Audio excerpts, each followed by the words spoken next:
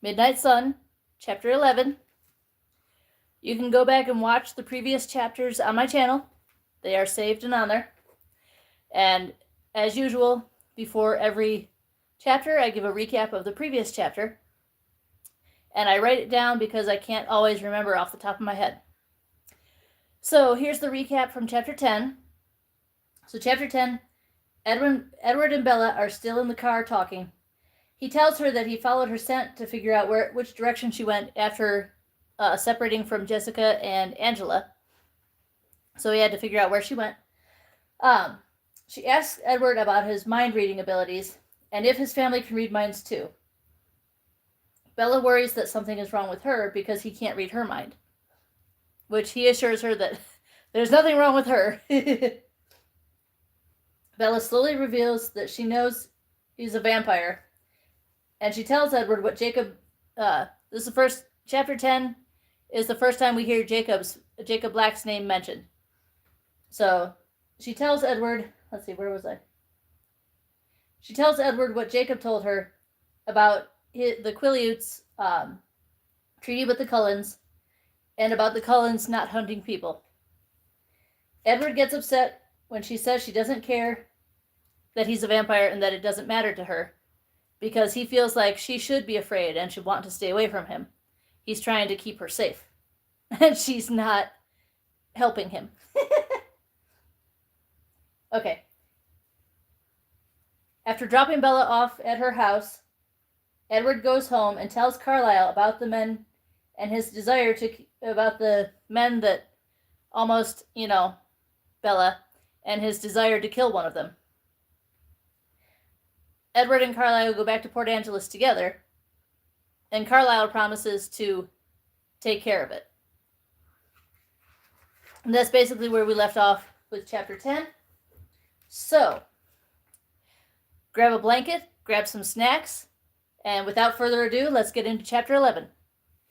Remember, be kind and respectful. I will mute any weirdos. Chapter 11. Midnight Sun, Chapter 11. CNN broke the story first. I was glad it hit the news before I had to leave for school. I was anxious to hear how the humans would phrase the account, and what amount of attention it would garner. Luckily, it was a heavy news day. There was an earthquake in South America, and a political kidnapping in the Middle East. So it ended up only earning a few sentences, and one grainy picture. Orlando Calderas Wallace, suspected murderer wanted in the states of Texas and Oklahoma, was apprehended last night in Portland, Oregon, thanks to an anonymous tip. Wallace was found unconscious in an alley early this morning, just a few yards from a police station. Officials are unable to tell us at this time whether he will be extradited to Houston or Oklahoma City to stand trial. The picture was unclear, a mugshot, and he'd had a thick beard at the time of the photograph. Even if Bella saw it, she probably would not recognize him.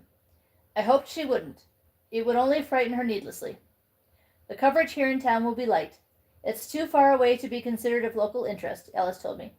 It was a good call to have Carlisle take him out of state. I nodded. Bella didn't watch much TV regardless, and I'd never seen her father watching anything besides sports channels. I'd done what I could.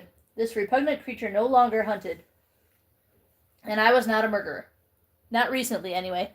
Hi, how are you? Like, subscribe, hit that bell to get notified.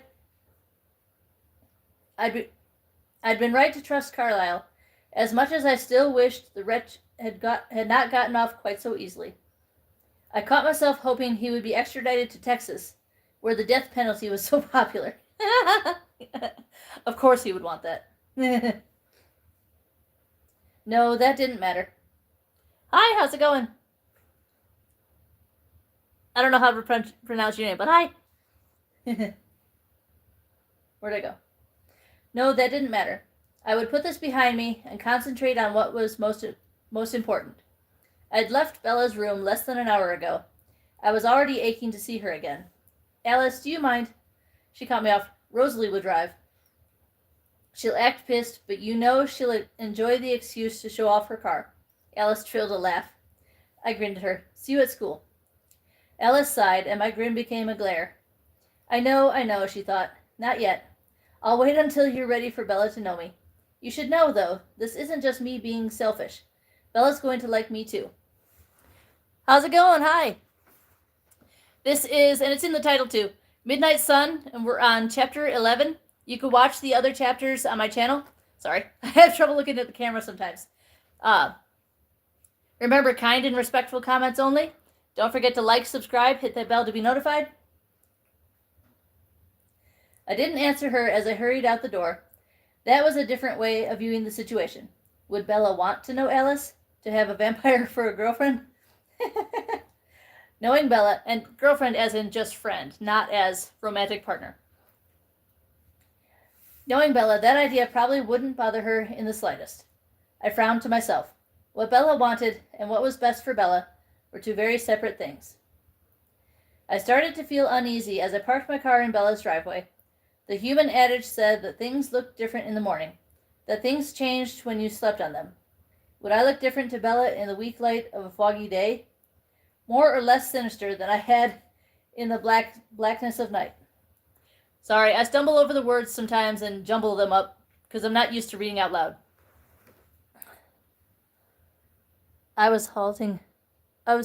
What? I was hating Elias. You keep doing you. Thank you so much. Uh-oh, hold on. What's this one?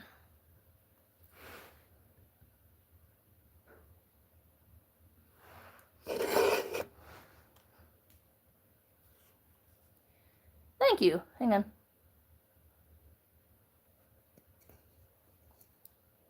That's okay. Let's see. Hold on. Show all. Let's see. Hold on, guys.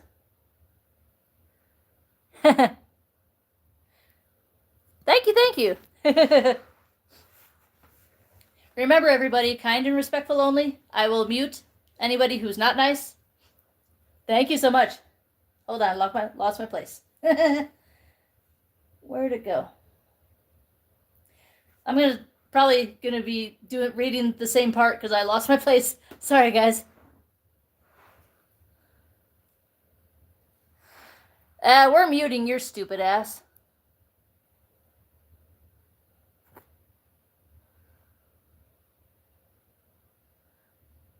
I just said kind and respectful only, or you won't be allowed in here. If you can't be nice, scroll on. I don't need your fucking ass in here. If you can't be nice, don't come in here.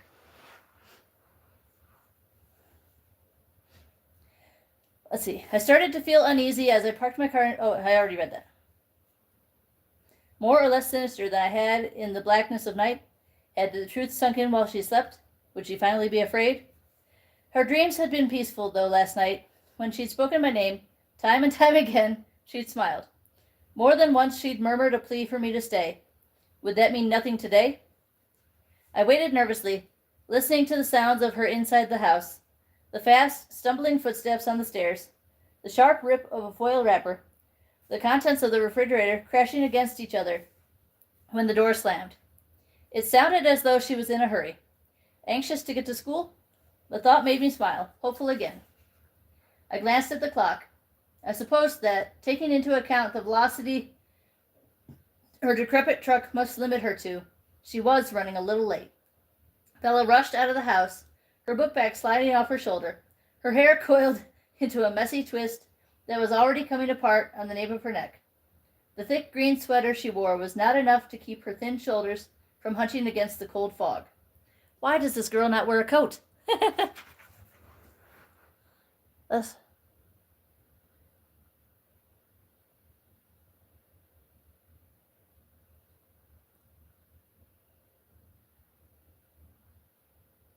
That makes absolutely no sense. Get out of here, stupid. Where'd I go? Don't comment things that make no sense. Don't make stupid comments that make absolutely no sense, and don't be rude and disrespectful. Hi. The long sweater was too big for her, unflattering. It masked her slender figure, turning all her delicate curves and soft lines into a shapeless jumble. I appreciated this almost as much as I wished that she had worn something more like the soft blue blouse she had on last night. The fabric had clung to her skin in such an appealing way, cut low enough to reveal the mesmerizing shape of her collarbones, curling out from the hollow of her throat. The blue had flowed like water along the subtle shape of her body. It was better, essential, that I kept my thoughts far, far away from that shape, so I was grateful for the unbecoming sweater. I couldn't afford to make mistakes, and it would be a monumental mistake to dwell on the strange hungers that thoughts of her lips, her skin, her body were shaking loose inside me.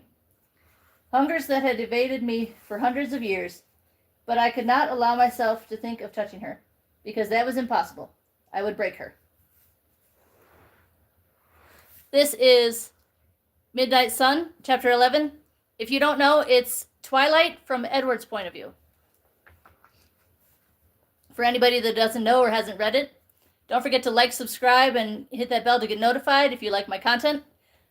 Check out my videos before you subscribe, because I sometimes have people that subscribe and then unsubscribe, and it's like, check out someone's content to make sure you actually like it before you subscribe. Also, kind and respectful only. If you can't be kind and respectful, you won't be allowed in here. Where'd it go? Bella turned away from the door in such a hurry that she nearly ran right by my car without noticing it. Then she skidded to a stop, her knees locking like a startled colt's. Her bag slid farther down her arm, and her eyes flew wide as they focused on the car. I got out, taking no care to move at human speed, and opened the passenger door for her. I would not try to deceive her anymore. When we were alone, at least, I would be myself. She looked up at me, startled again as I seemingly materialized out of the fog. And then the surprise in her eyes changed to something else, and I was no longer afraid, or hopeful, that her feelings for me had changed in the course of the night. Warmth, wonder, fascination all swam in the translucent depths of her eyes. "Do you want to ride with me today?" I asked. Unlike dinner last night, I would let her choose. From now on, it must always be her choice. "Yes, thank you," she murmured, climbing into my car without hesitation. Would it ever cease to thrill me that I was the one she was saying yes to? I flashed around the car, eager to join her. She showed no sign of being shocked by my sudden reappearance. The happiness I felt when she sat beside me this way had no precedent. I stumble over the words sometimes. As much as I enjoyed the love and companionship of my family, despite the various entertainments and distractions my world had to offer, I had never been happy like this. Even knowing that it was wrong, that this couldn't possibly end well, could not keep the smile from my face for long when we were together. My jacket was folded over the headrest of her seat. I saw her eyeing it. "I brought the jacket for you," I told her. This was my excuse, had I needed to provide one, for showing up uninvited this morning. It was cold. She had no jacket. Surely this was an acceptable form of chivalry. "I didn't want you to get sick or something."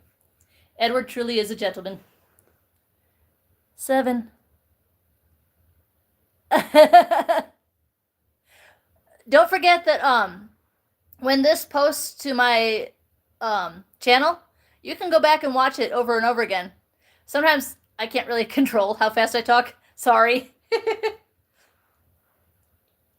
Hello there. Remember, kind and respectful only. "I'm not quite that delicate," she said, staring at my chest rather than my face, as if she were hesitant to meet my eyes. But she put the coat on before I could resort to coaxing or begging. "Aren't you?" I muttered to myself. It's only my second time reading this book. First time reading it out loud. And I still find myself laughing. She looked out at the road as I accelerated toward the school. I could only stand the silence for a few seconds. I had to know what her thoughts were this morning. So much had changed between us since the last time the sun was up. "What, no 20 questions today?" I asked, keeping it light again. She smiled, seeming glad that I'd broached the subject. "Do my questions bother you?" "Not as much as your reactions do," I told her honestly, smiling in response to hers. Her mouth turned down. Do I react badly? No, that's the problem. You take everything so coolly. It's unnatural. Not one scream so far. How could that be? It makes me wonder what you're really thinking. Of course, everything she did or didn't do made me wonder that. I always tell you what I'm really thinking. You edit. Her teeth pressed into her lip again. She didn't seem to notice when she did this. It was an unconscious response to tension. Not very much. Just those words were enough to have my curiosity raging. What did she purposely keep from me? Enough to drive me insane, I said. She hesitated and then whispered, You don't want to hear it. I had to think for a moment, run through our entire conversation last night, word for word, before I made the connection. Perhaps it took so much concentration because I couldn't imagine anything that I wouldn't want her to share with me. And then, because the tone of her voice was the same as last night, there was suddenly pain there again. I remembered. Once I had asked her not to speak her thoughts. Never say that. I'd all but snarled at her. I had made her cry. Was this what she kept from me? The depth of her feelings about me? That my being a monster didn't matter to her, and that she thought it was too late for her to change her mind. I was unable to speak, because the joy and pain were too strong for words, the conflict between them too wild to allow for a coherent response. It was silent in the car, except for the steady rhythms of her heart and lungs. Where's the rest of your family? She asked suddenly. I took a deep breath, registering the scent in the car with true pain for the first time. I was getting used to this, I realized with satisfaction, and forced myself to be casual again. They took Rosalie's car. I parked in the open spot next to the car in question. I hid my smile as I watched her eyes grow round. Ostentatious, isn't it? Wow. If she has that, why does she ride with you? Rosalie would have enjoyed Bella's reaction. If she were being objective about Bella, which probably wouldn't happen. Like I said, it's ostentatious. We try to blend in.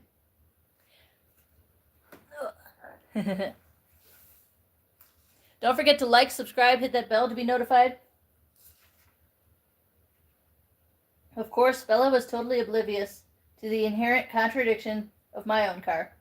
It was no accident we were most often seen in the Volvo, a car celebrated above all for its safety. Safety, the one thing vampires would never need from a vehicle. Few would recognize the less common racing edition, not to mention the aftermarket work we'd done. You don't succeed, she told me. And then she laughed a carefree laugh. The blithe, wholly untroubled sound of her laughter warmed my hollow chest. So why did Rosalie drive today if it's more conspicuous? She wondered. Hadn't you noticed? I'm breaking all the rules now. My answer should have been mildly frightening, so of course Bella smiled at it. Once out of the car, I walked as close to her as I dared, watching carefully for any sign that my proximity upset her. Twice her hand twitched toward me, and she snatched it back. It looked like she wanted to touch me. My breath sped. Why do you have cars like that at all, if you're looking for privacy? She asked, as we walked. An indulgence, I admitted. We all like to drive fast. Figures, she mumbled, her tone sour. She didn't look up to see my answering grin. Nuh-uh, I don't believe this. How the hell did Bella pull this off? Jessica's mental boggling interrupted my thoughts. She was waiting for Bella, taking refuge from the rain under the edge of the cafeteria's roof, with Bella's winter jacket over her arm. Oh, I forgot that she left her jacket in Jessica's car. Her eyes were wide with disbelief. Bella noticed her too, in the next moment.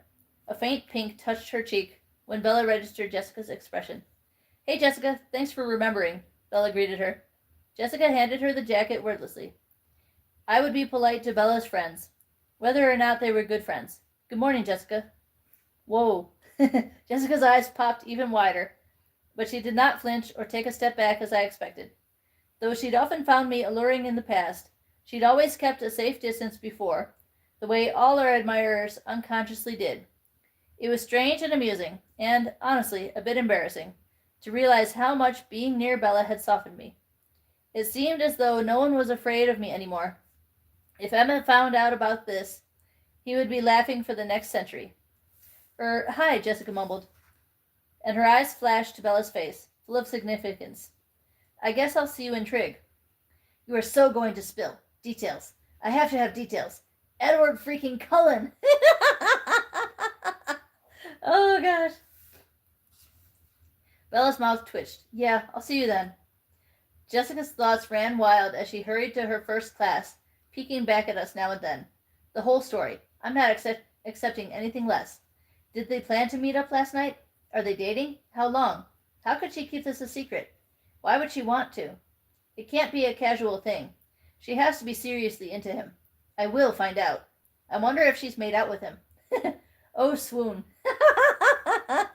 Oh, gosh. Hold on.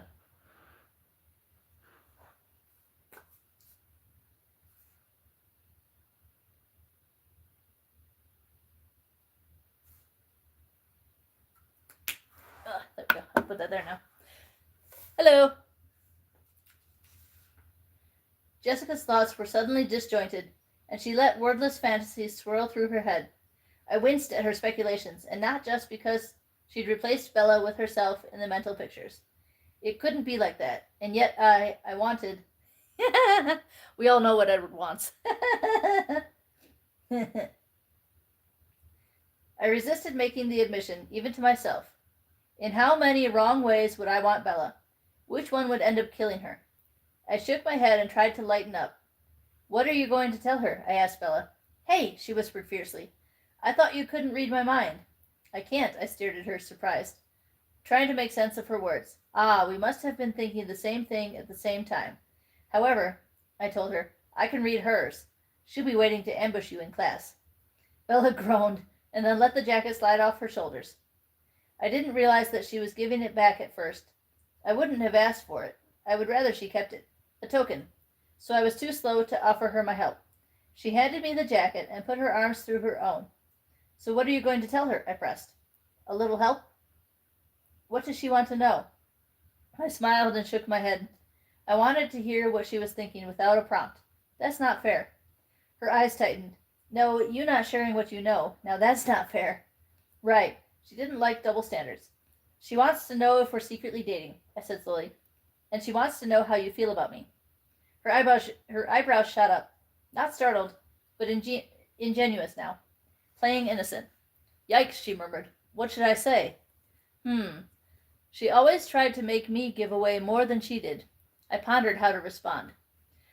A wayward lock of her hair, slightly damp from the fog, draped across her shoulder and curled around the place where her collarbone was hidden by the ridiculous sweater.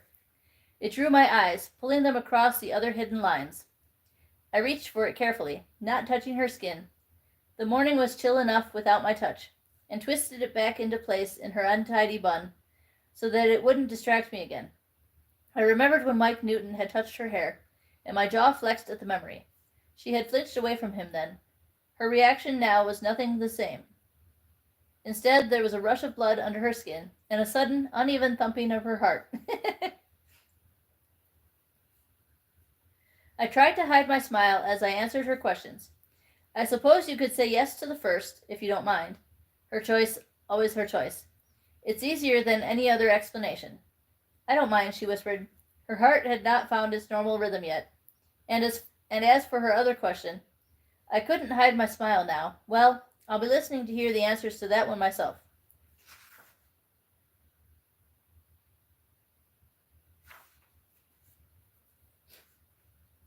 Where'd it go?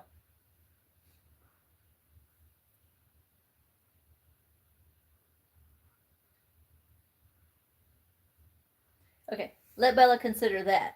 I held back my laugh as shock crossed her face. I turned quickly, before she could ask any more questions. I had a difficult time not giving her whatever she asked for, and I wanted to hear her thoughts, not mine. I'll see you at lunch, I called back to her over my shoulder, an excuse to check that she was still staring after me. Her mouth was hanging open. I turned again and laughed. As I paced away, I was vaguely aware of the shocked and speculative thoughts that swirled around me, eyes bouncing back and forth between Bella's face and my retreating figure. I paid them little attention. I couldn't concentrate. It was hard enough to keep my feet moving at an acceptable speed, as I crossed the soggy grass to my first class. I wanted to run, really run, so fast that I would disappear, so fast that it would feel like flying. Part of me was flying already. I put the jacket on when I got to class, letting her fragrance swim thick around me. I would burn now, let the scent desensitize me, and it would be easier to ignore it later, when I was with her again at lunch. It was a good thing that my teachers no longer bothered to call on me. Today might have been the day they caught me out, unprepared and answerless. My mind was in so many places this morning. Only my body was in the classroom. I know how that goes. How's everybody doing? Don't forget to like, subscribe, hit that bell to get notified. Of course I was watching Bella. That was becoming natural, as automatic as breathing, something I barely thought about consciously. I heard her conversation with a demoralized Mike Newton. She quickly directed the conversation to Jessica, and I grinned so wide that Rob Sawyer, who sat at the desk to my right, flinched visibly and slid deeper into his seat away from me. Ugh, creepy. I imagine the smile kind of looked like that, what's that Smile movie with the, really, big smile? Well, I hadn't lost it entirely. I was also loosely monitoring Jessica, watching her refine her questions for Bella. I could barely wait for fourth period, 10 times as eager and anxious as a curious human girl who wanted fresh gossip. And I was listening to Angela Weber. I had not forgotten the gratitude I felt to her for thinking nothing but kind things toward Bella in the first place, and then for her help last night. So I waited through the morning, looking for something she wanted. I assumed it would be easy, like any other human. She must desire some bauble or toy. Several, probably. I would deliver something anonymously and call us even. But Angela proved almost as unaccommodating as Bella, with her thoughts. She was oddly content for a teenager. Happy. Perhaps this was the reason for her unusual kindness. She was one of those rare people who had what she wanted and wanted what she had. If she wasn't paying attention to her teachers and her notes, she was thinking of the twin little brothers she was taking to the beach this weekend, anticipating their excitement with almost maternal pleasure. She cared for them often, but was not resentful of this fact. It was very sweet. But not really helpful to me. There had to be something she wanted. I would just have to keep looking. But later, it was time for Bella's trigonometry class with Jessica. I wasn't watching where I was going as I made my way to English. Jessica was already in her seat, both her feet tapping impatiently as she waited for Bella to arrive. Conversely, once I settled into my assigned seat in the classroom, I became utterly still. I had to remind myself to fidget now and then to keep up the charade. It was difficult. My thoughts were so focused on Jessica's. I hoped she would pay attention, really try to read Bella's face for me. Jessica's tapping intensified when Bella walked into the room. She looks glum. Why? Maybe there's nothing going on with Edward Cullen. That would be a disappointment, except then he's still available. If he's suddenly interested in dating, I don't mind helping out with that. Oh, Jessica. Bella's face didn't look glum. It looked reluctant. She was worried. She knew I would hear all of this. Tell me everything, Jessica demanded, while Bella was still removing her jacket to hang it on the back of her seat. She was moving with deliberation, unwillingly. Ugh, she's so slow. Let's get to the juicy stuff.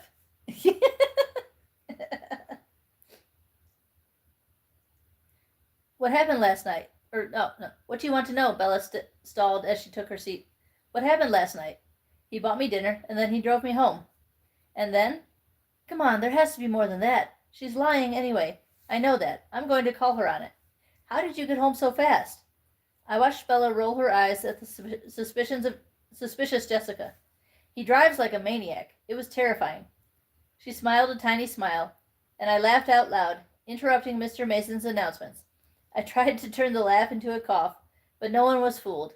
Mr. Mason shot me an irritated look, but I didn't even bother to listen to the thought behind it. I was hearing Jessica. Hi, how are you? Don't forget to like, subscribe, hit that bell to be notified. Midnight Sun, Chapter 11. Huh. She sounds like she's telling the truth. Why is she making me pull this out of her word by word? I would be bragging at the top of my lungs. Was it like a date? Did you tell him to meet you there? Jessica watched confusion cross Bella's expression, and was disappointed at how genuine it seemed. No, I was very surprised to see him there, Bella told her. What is going on? But he picked you up for school today.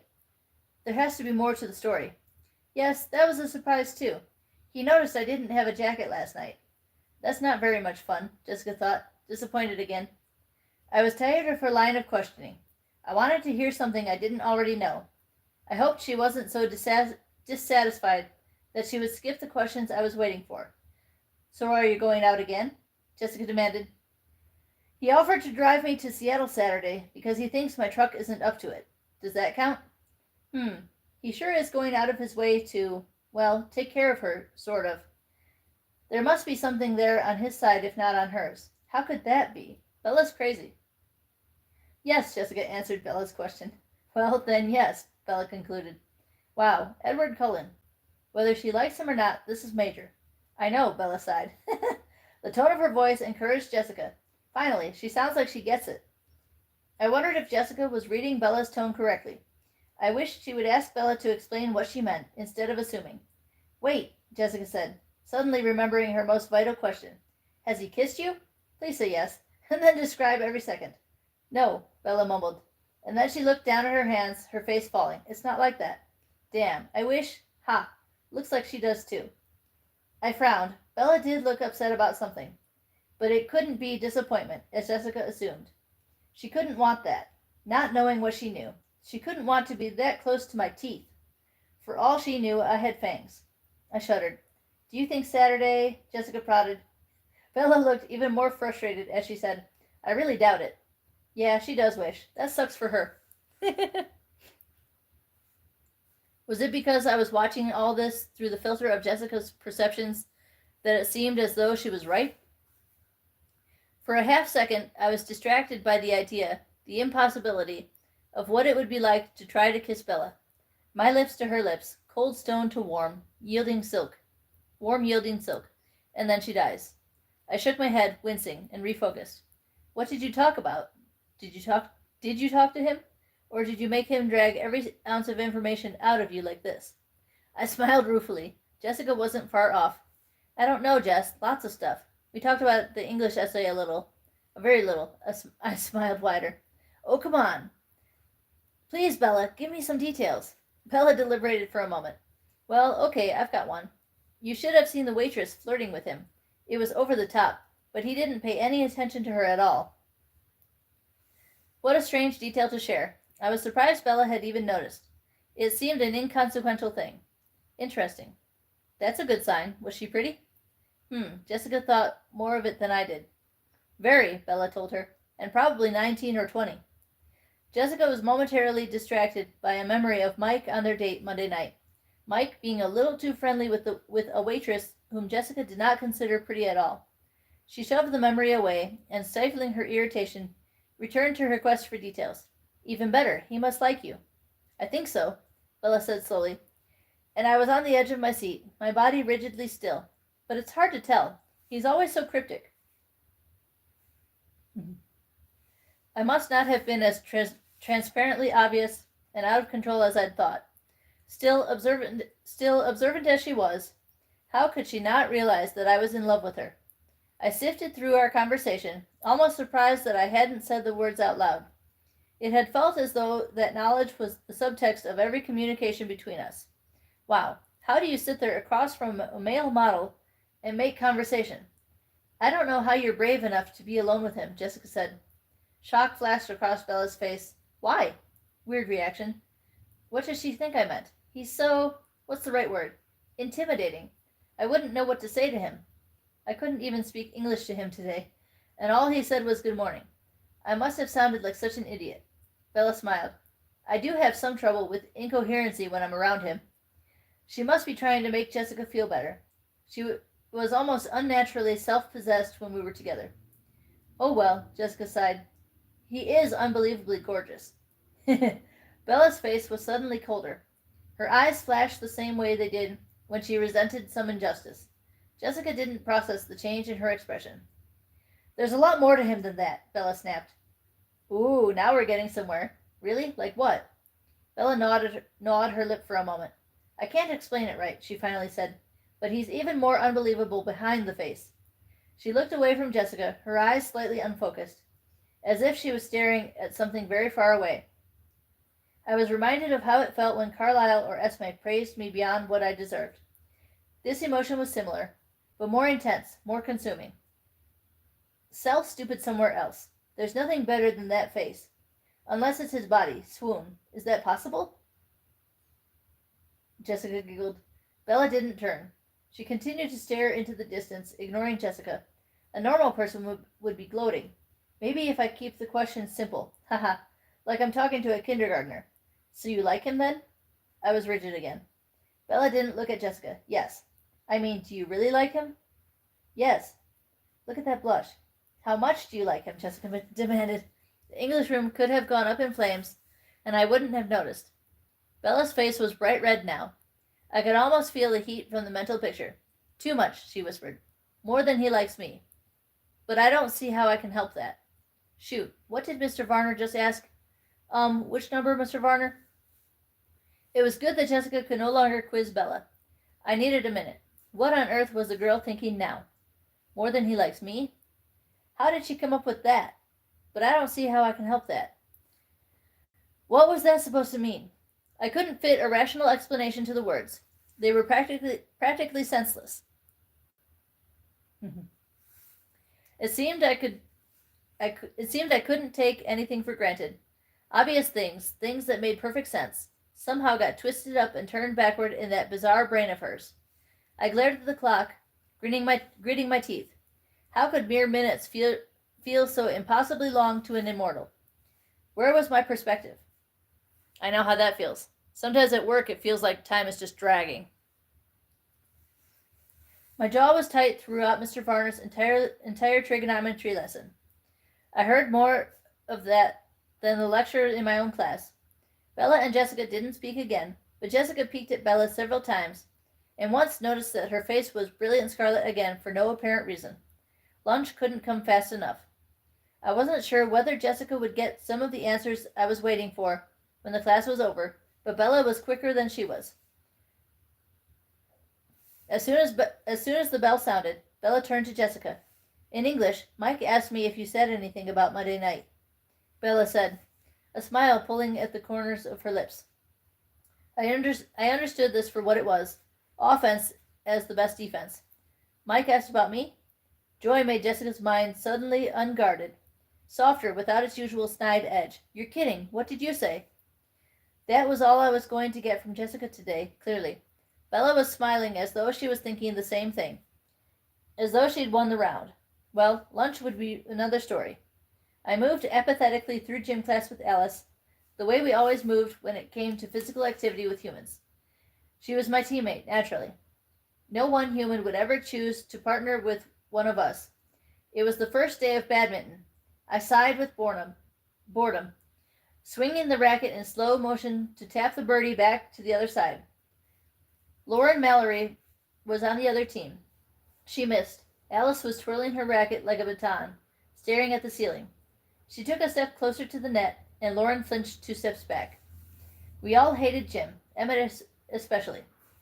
Throwing games was an affront to his personal philosophy. Jim seemed worse today than usual. I felt just as irritated as Emmett always did. Before my head could explode with impatience, Coach Clapp called the games and sent us out early. I was ridiculously grateful that he'd skipped breakfast, a fresh attempt to diet, and the consequent hunger had him in a hurry to leave campus to find a greasy lunch somewhere. He promised himself he would start over tomorrow.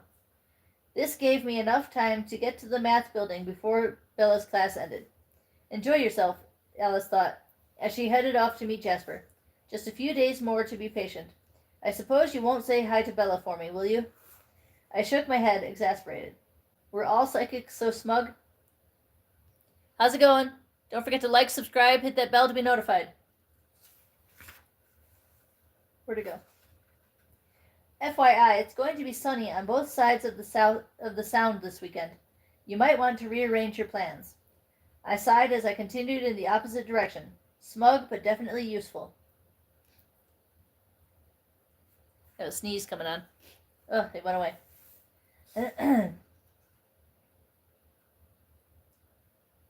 I leaned against the wall by the door, waiting. I was close enough that I could hear Jessica's voice through the bricks as well as her thoughts. You're not sitting with us today, are you? She looks all lit up. I bet there's tons she didn't tell me. I don't think so, Bella answered, oddly unsure. Hadn't I promised to spend lunch with her? What was she thinking? They came out of the classroom together, and both girls' eyes widened when they saw me. But I could only hear Jessica. Nice, wow. Oh yeah, there's more going on here than she's telling me. See you later, Bella. Bella walked toward me, pausing a step away, still unsure. Her skin was pink across her cheekbones. I knew her well enough now to be sure that there was no fear behind her hesitation. Apparently this was about some gulf she imagined between her feelings and mine. More than he likes me. Absurd. Hello, I said, my voice a tad curt. Her face got brighter pink. Hi. She didn't seem inclined to say anything else, so I led the way to the cafeteria, and she walked silently beside me. The jacket had worked. Her scent was not the blow it usually was. It was just an intensification of the pain I already felt. I could ignore it more easily than I once would have believed possible. Sorry, guys. Bella was restless as we waited in line, toying absently with the zipper on her jacket and shifting nervously from foot to foot. She glanced at me often, but whenever she met my gaze, she looked down as if embarrassed.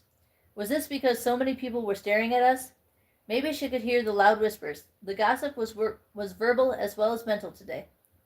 Or maybe she realized from my expression that I was going to want some explanations. She didn't say anything until I was assembling her lunch. I didn't know what she liked, not yet, so I grabbed one of everything.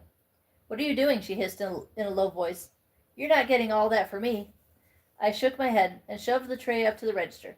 Half is for me, of course. She raised one eyebrow skeptically, but said nothing more as I paid for the food and escorted her to the table we'd sat at last week. It seemed like much more than a few days ago. Everything was different now. She sat across from me again. I pushed the tray toward her. Take whatever you want, I encouraged. She picked up an apple and twisted it in her hands, a speculative look on her face. I'm curious. What a surprise. What would you do if someone dared you to eat food? She continued, in a low voice that wouldn't carry to human ears. Immortal ears were another matter, if those ears were paying attention. I frowned. You're always curious, I complained. Oh well, it wasn't as though I hadn't had to eat before. It was part of the charade, an unpleasant part. I reached for the closest thing and held her eyes while I bit off a small piece of whatever it was. Without looking, I couldn't tell. It was as slimy and chunky and repulsive as any other human food. I chewed swiftly and swallowed, trying to keep the grimace off my face. The gob of food moved slowly and uncomfortably down my throat. I sighed as I thought of how I would have to choke it back up later. Disgusting. Bella's expression was shocked, impressed. I wanted to roll my eyes. Of course we would have perfected such deceptions. If someone dared you to eat dirt, you could, couldn't you? Her nose wrinkled and she smiled. I did once, on a dare. It wasn't so bad. I laughed. I suppose I'm not surprised. How could he? That selfish jackass. How could he do this to us? Rosalie's piercing mental shriek broke through my humor. Easy, Rose, I heard Emmett whisper from across the cafeteria. His arm was around her shoulders, holding her tight into his side, restraining her. Sorry, Edward, Alice thought guiltily. She could tell Bella knew too much from your conversation, and, well, it would have been worse if I hadn't told her the truth right away. Trust me on that. Hang on. Drink break. Is everybody enjoying it so far? I hope so.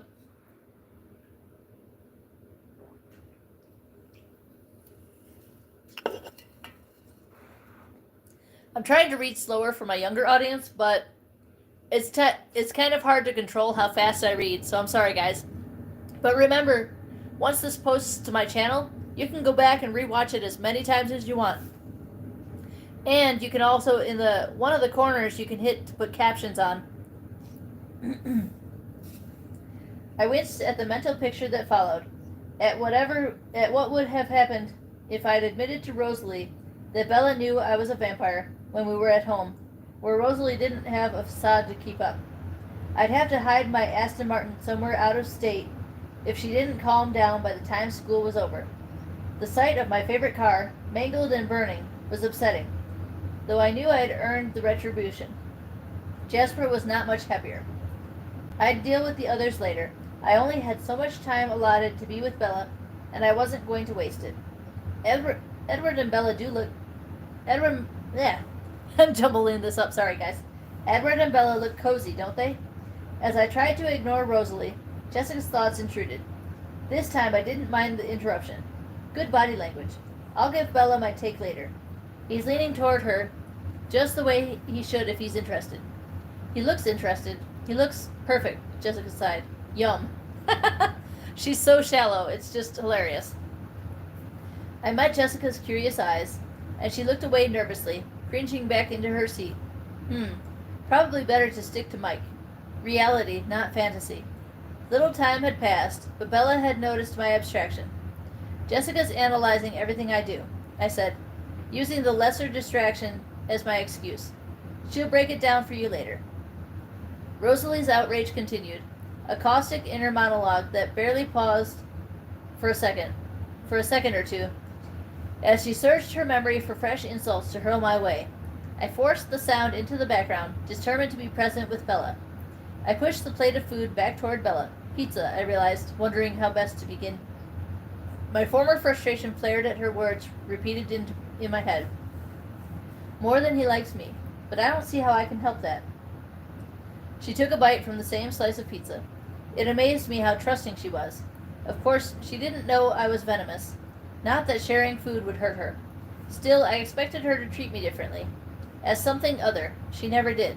I would start off gently. So the waitress was pretty, was she? She raised the eyebrow again. You really didn't notice? As if any woman could hope to capture my attention from Bella. Absurd again. No, I wasn't paying attention. I had a lot on my mind. Poor girl, Bella said, smiling. She liked that I hadn't found the waitress interesting in any way. I could understand that. How many times had I imagined crippling Mike Newton in the biology room? But she couldn't honestly believe that her human feelings, the fruition of 17 short mortal years, could be stronger than this demolition ball of emotion that had wrecked me after a century of emptiness. Something you said to Jessica. I couldn't keep my voice casual. Well, it bothers me. Hold on.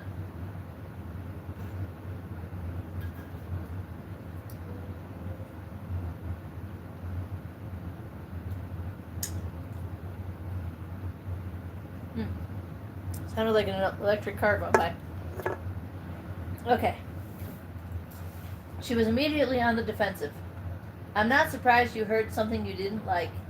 You know what they say about eavesdroppers. Eavesdroppers never hear any good of themselves. That was the saying. I warned you I would be listening, I reminded her. And I warned you that you didn't want to know everything I was thinking. She was thinking of when I'd made her cry. Remorse made my voice thicker. You did. You aren't precisely right, though.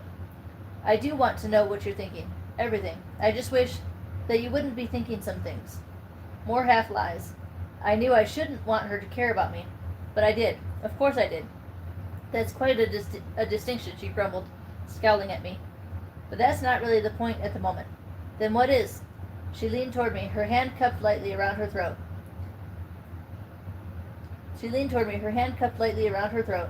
It drew my eye, distracted me. How soft that skin must feel. Focus, I commanded myself. Do you truly believe that you care more for me than I do for you? I asked. The question sounded ridiculous to me, as though the words were scrambled. She froze for a moment, even her breathing stopped. Then she looked away, blinking quickly. Her breath came in a low gasp. You're doing it again, she murmured. What? Dazzling me, she admitted, meeting my eyes warily. Oh, I wasn't quite sure what to do about that. I was still thrilled that I could dazzle her. But it wasn't helping the progress of the conversation. It's not your fault, she sighed. You can't help it. Are you going to answer the question? I demanded. She stared at the table. Yes. That was all she said. Yes, you are going to answer, or yes, you really think that? I asked, impatiently. Yes, I really think that, she said, without looking up. There was a faint undertone of gloom in her voice. She blushed again, and her teeth moved unconsciously to worry her lip. Abruptly, I realized that this was very hard for her to admit, because she truly believed it.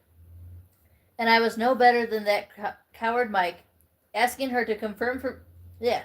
Sorry, guys, stumbling over the words again. Confirm her feelings before I'd confirmed my own. It didn't matter that I felt I'd made my side abundantly clear. It hadn't gotten through to her, and so I had no excuse. You're wrong, I promised. She must hear the tenderness in my voice. Bella looked up to me, her eyes opaque, giving nothing away. You can't know that, she whispered. What makes you think so? I wondered. I inferred that she thought I was underestimating her feelings, because I couldn't hear her thoughts. But in truth, the problem was that she was grossly underestimating mine. She stared back at me, furrowing her brows, teeth against her lip. For the millionth time, I wished desperately that I could just hear her. As I was about to start begging, she held up a finger to keep me from speaking. Let me think, she requested. As long as she was simply organizing her thoughts, I could be patient, or I could pretend to be. She pressed her hands together, twining and untwining her slender fingers. She watched her hands as if they belonged to someone else while she spoke. Well, aside from the obvious, she murmured, sometimes I can't be sure. I don't know how to read minds. But sometimes it seems like you're trying to say goodbye when you're saying something else. She didn't look up. She'd caught that, had she? Did she realize that it was only weakness and selfishness that kept me here? Did she think less of me for that? Perceptive, I breathed, and then watched in horror as pain twisted her expression. I hurried to contradict her assumption. That's exactly why you're wrong, though.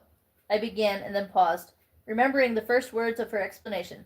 They bothered me, though I didn't understand them. What do you mean, the obvious? Well, look at me, she said. I was looking. All I ever did was look at her. I'm absolutely ordinary, she explained. Well, except for the bad things like all the near-death experiences and being so clumsy that I'm almost disabled. And look at you. She fanned the air toward me, like she was making some point so obvious it wasn't worth spelling out. She thought she was ordinary? She thought that I was somehow preferable to her? In whose estimation? Silly, narrow-minded, blind humans like Jessica or Miss Cope? How could she not realize that she was the most beautiful, the most exquisite? Those words weren't even enough, and she had no idea. You don't see yourself very clearly, you know, I told her. I'll admit you're dead on about the bad things. I laughed humorlessly. I did not find the evil fate who hunted her comical. The clumsiness, however, was sort of funny. Sweet. Would she believe me if I told her she was beautiful inside and out? Perhaps she would find corroboration more persuasive. But you didn't hear what every human male in this school was thinking on your first day. Ah, the hope, the thrill, the eagerness of those thoughts. The speed with which they'd turn to impossible fantasies. Impossible because she wanted none of them. I was the one she said yes to. My smile must have been smug. Her face was blank with surprise. I don't believe it, she mumbled. Trust me just this once. You are the opposite of ordinary. She wasn't used to compliments.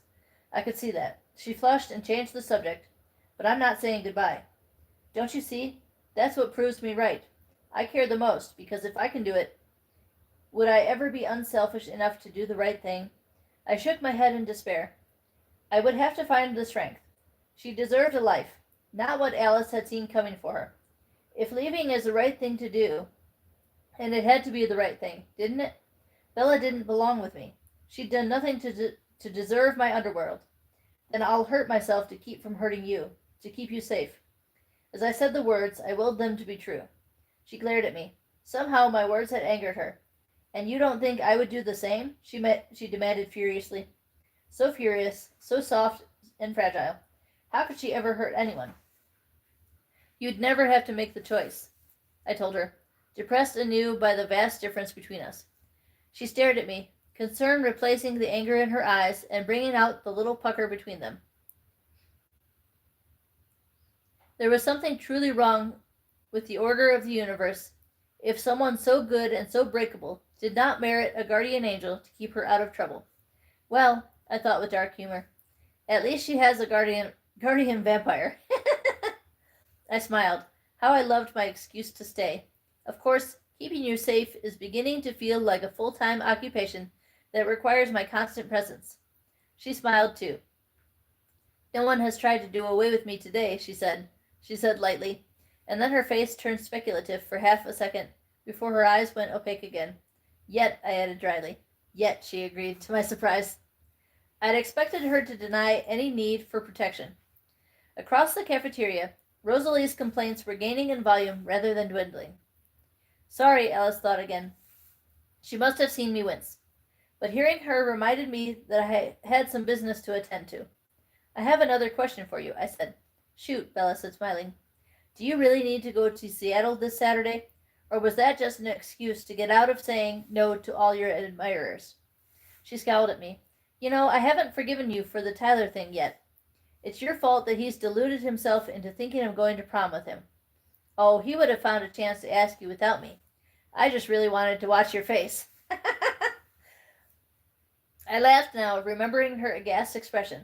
Nothing I'd told her about my own dark story had ever made her look so horrified. If I'd asked you, would you have turned me down? Probably not, she said. But I would have canceled later, faked an illness or a sprained ankle. How strange. Why would you do that? She shook her head, as if she was disappointed that I did not understand at once. You've never seen me in gym, I guess. But I would have thought that you would understand. Ah, are you referring to the fact that you can't walk across a flat, stable surface without finding something to trip over? Obviously. That wouldn't be a problem. It's all in the leading. For a brief fraction of a second, I was overwhelmed by the idea of holding her in my arms at a dance, where she would surely wear something pretty and delicate, rather than this hideous sweater. With perfect clarity, I remembered how her body had felt under mine after I had thrown her out of the way of the oncoming van. Stronger than the panic or the desperation, I could remember that sensation. She'd been so warm and so soft, fitting easily into my own stone shape. I wrenched myself back from the memory. Oh, Edward and his thoughts sometimes. Everybody enjoying so far? I hope so. But you never told me, I said quickly, preventing her from arguing with me, as she clearly intended to. Are you resolved on going to Seattle, or do you mind if we do something different? Devious, giving her a choice without giving her the option of getting away from me for the day. Hardly fair. But I had made her a promise last night, too casually, too thoughtlessly, but still. If I was ever going to earn the trust she'd given me despite my unworthiness, I would have to keep every promise I could, even if the idea terrified me.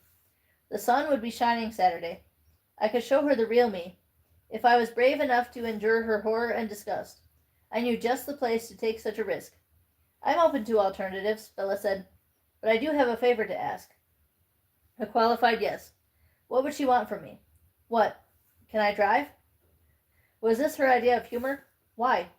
Well, mostly because when I told Charlie I was going to Seattle, he specifically asked if I was going alone, and, at the time, I was.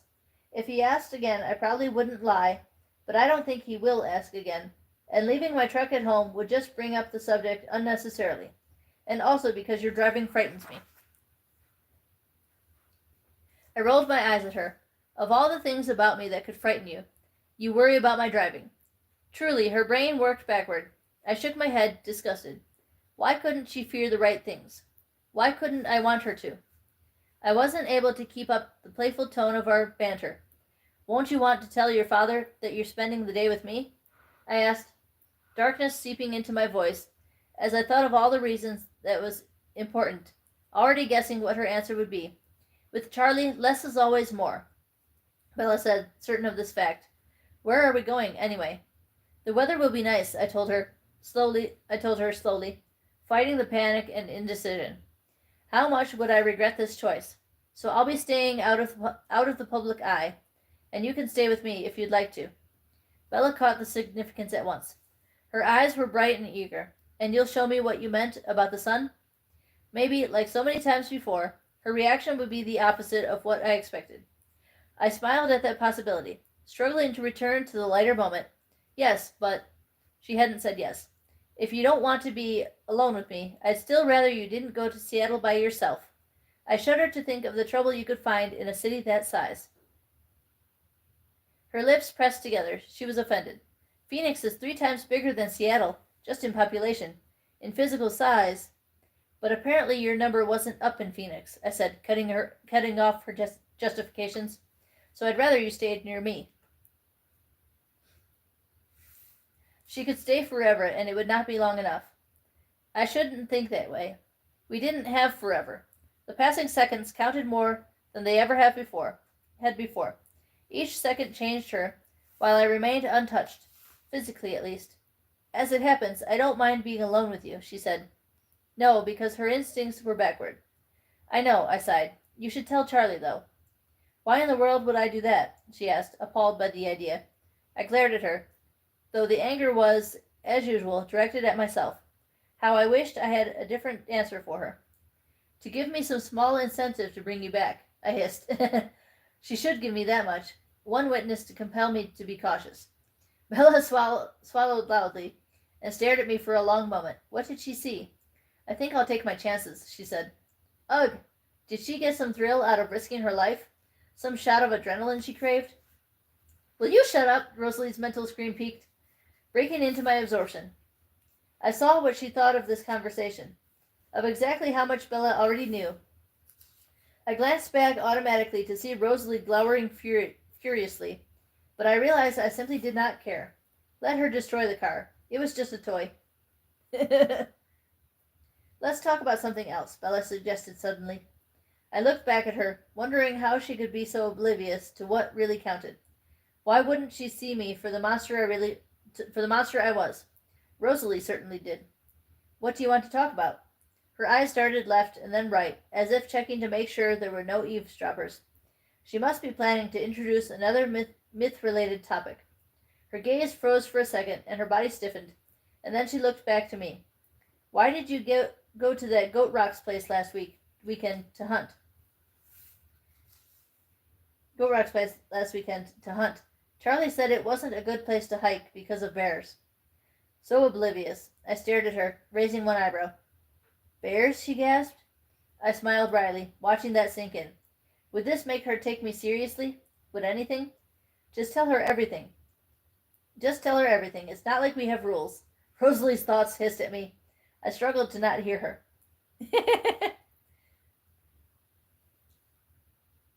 Bella pulled her expression together. You know, bears are not in season, she said severely, narrowing her eyes. If you read carefully, the laws only cover hunting with weapons. She lost control over her face again for a moment. Her lips fell open. Bears? She said again, a tentative question this time, rather than a gasp of shock. Grizzly is Emmett's favorite. I watched her eyes as she worked through the astonishment and recovered.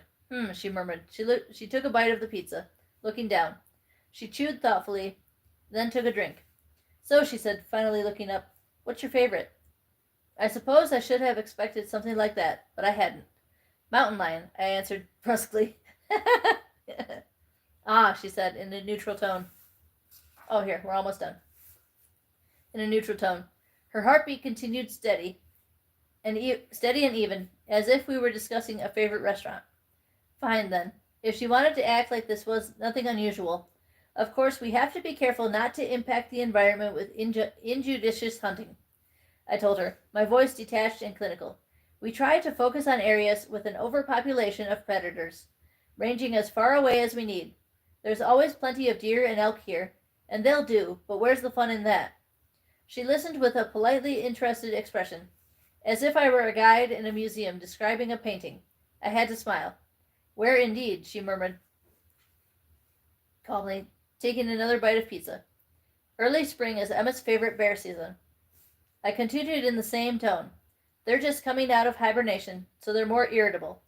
70 years later, and he still hadn't gotten over losing that first match. Nothing more fun than an irritated grizzly bear. Bella agreed, nodding solemnly. Sorry, I'm kind of stumbling over my words. I couldn't hold back a chuckle as I shook my head at her illogical calm. It had to be put on. Tell me what you're really thinking, please. I'm trying to picture it, but I can't, she said, the crease appearing between her eyes. How do you hunt a bear without weapons? Oh, we have weapons, I told her, and then flashed her a wide smile. I expected her to recoil, but she was very still, watching me. Just not the kind they consider when writing hunting laws. If you've ever seen a bear attack on television, you should be able to visualize Emmett hunting. She glanced toward the table where the others sat and shuddered. Finally, and then I laughed at myself, because I knew part of me was wishing she would stay oblivious. Her dark eyes were wide and deep as she stared at me now. Are you like a bear too? She asked in an almost whisper. More like the lion, or so they tell me, I told her, striving to sound detached again. Perhaps our preferences are indicative. Her lips pulled up a tiny bit at the corners. Perhaps, she repeated. And then her head leaned to the side, and curiosity was easy to read in her eyes. Is that something I might get to see? For a moment, it was so clear in my head, Bella's crumpled, bloodless body in my arms, as though I were the one who had seen the vision, rather than just watching it in Alice's mind. But I didn't need foresight to illustrate this horror. The conclusion was obvious. Absolutely not, I snarled at her. She jerked away from me, shocked and frightened by my sudden rage. I leaned back, too, wanting to put space between us. She was never going to see, was she? She wouldn't do one thing to help me keep her alive. Too scary for me? She asked, even-voiced. Her heart, however, was still moving in double time. If that were it, I would take you out tonight, I retorted through my teeth. You need a healthy dose of fear. Nothing could be more beneficial for you. Then why, she demanded, undeterred. Sorry, guys. Undeterred. I glared at her blackly, waiting for her to be afraid. I was afraid. Her eyes remained curious, impatient, nothing more. She waited for her answer, not giving in. But our hour was up. Later, I snapped, and I rose to my feet. We're going to be late. She looked around, disoriented, as though she'd forgotten we were at lunch, as though she'd forgotten we were even at school, and was surprised that we were not alone in some private place. I understood that feeling exactly. It was hard to remember the rest of the world when I was with her. She got up quickly, bobbling once, and threw her bag over her shoulder. Later then, she said, and I could see the determination in the set of her mouth. She would hold me to that. All right. That's the end of chapter 11.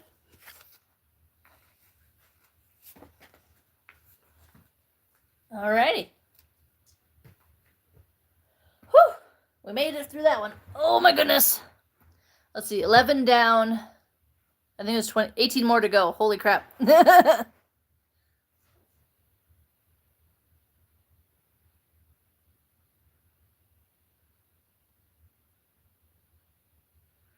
Thank you for loving the vibes.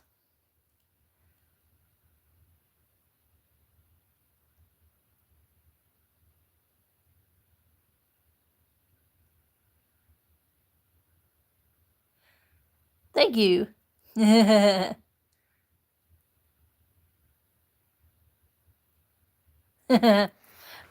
you. All right.